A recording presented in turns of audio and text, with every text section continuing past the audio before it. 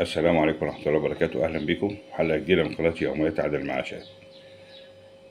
هنكمل بقية مصايف مرسى مطروح. هنا برج بيت العز صيف 24 تبع شركة الرهف للسياحة.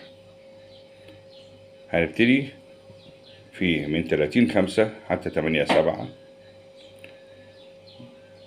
برج بيت العز مواصفات الشقق: 3 غرفة غربي قبلي 4750، 2 غرفة قبلي 4500، 3 غرفة قبلي شرقي 5000، 3 غرفة شرقي بحري 5250، 3 غرفة بحري غربي 4750.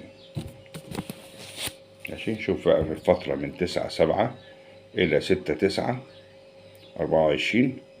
مواصفات شقق: 3 غرفة غربي قبلي 6250، 2 غرفة قبلي 6000، 3 غرفة قبلي شرقي 6500، 3 غرفة شرقي بحري 6500، 3 غرفة بحري غربي 6250.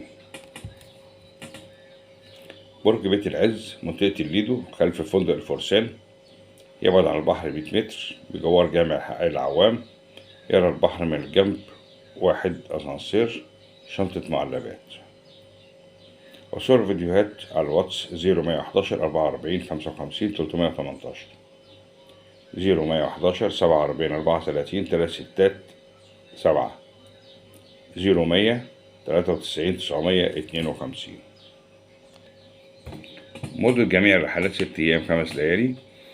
جميع الرحلات تشمل انتقالات من وإلى القاهرة بالشكل الآتي: 7 أفراد في الأتوبيس لشقة 3 غرفة، 5 أفراد في الأتوبيس لشقة 2 غرفة، شنطة معلبات لكل شقة، للأفطار لكل أفراد الشقة كل الأيام. جميع الشقق تحتوي على أنتريه، سفرة، شاشة، ريسيفر، تلاجة، بوتاجاز، سخان، مطبخ، غسالة.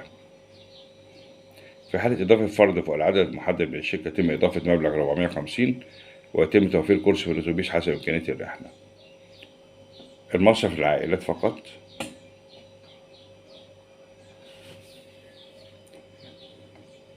دي تعليماتهم.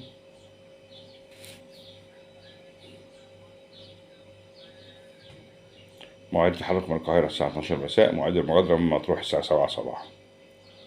011 47 34 367، 0100 93 952.